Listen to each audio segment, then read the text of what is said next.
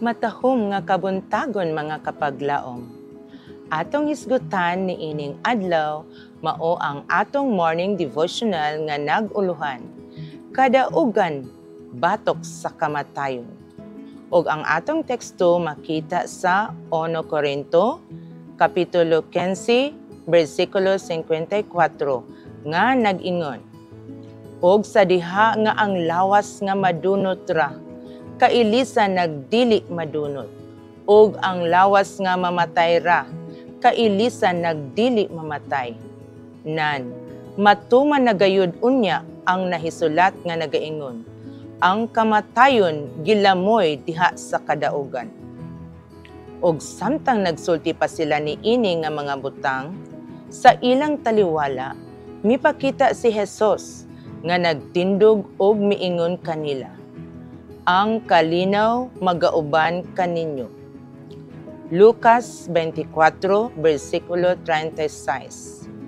Dinhi anaa sa atong atubangan ang bililhong pamatuod nga si Kristo usa ka buhi nga manluluwas.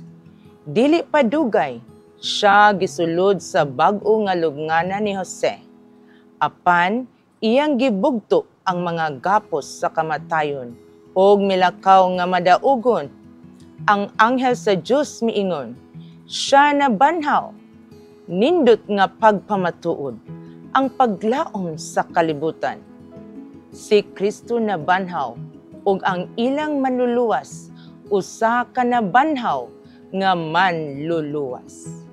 Si Kristo nakaangkon sa kadaugan, og bisan tuod ang tawo napukan o gihukman ngadto sa kamatayon, apan siya mabuhi pag-usab. Kadtong nangatulog diha kang Jesus, pagatawgon gikan sa ilang balay nga prisuhan ngadto sa usa ka mahimayaong pagka-immortal. Siya na banhaw, minahal nga mga higala, ug sa imong kasubo, makahibalo kamo nga si Jesus anaa sa inyong kiliran aron sa paghatag kaninyo og kalinaw. Nahibalo ako kung unsa ang akong gisulti. Nakita ko ang panahon nga naghuna-huna ako nga ang mga balod miapaw sa akong ulo. Niadtong panahon na gibati nako nga bililhon kanako ang akong manluluwas.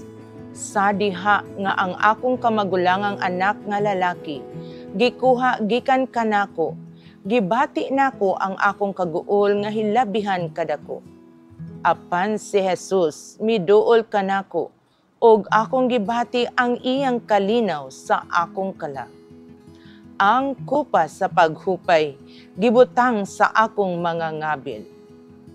Sa makausap pa, ang akong kaguol daw sa hilabihan kadako, apan human sa tanan miabot ang kupa sa paghupay. Si Jesus bililhon alang kanako. Siya naglakaw sa akong kiliran, ug siya mulakaw sa imong kiliran. Kung ang atong mga higala mudangat sa lubnganan, sila matahom alang kanato.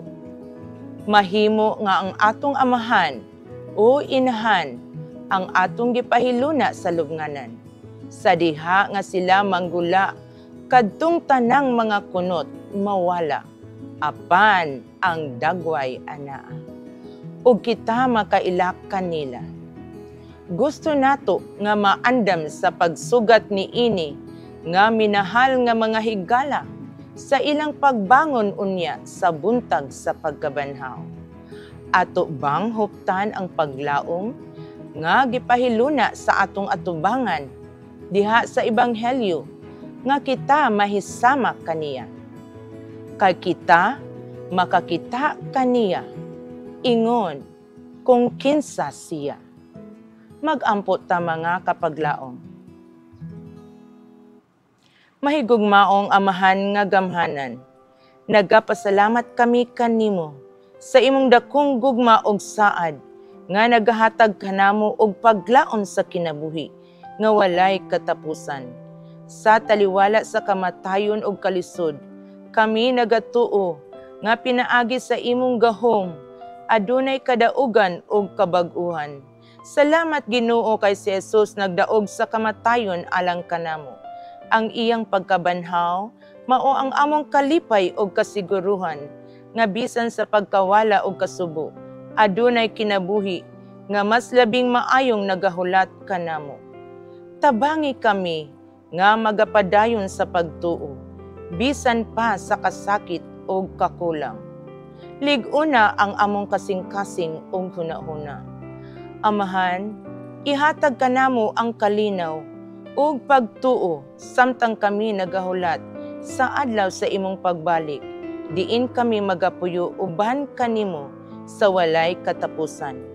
Kining tanan among gipangayo ug gipasalamatan tungod sa ngalan ni Ginoong Hesus nga among manluluwas.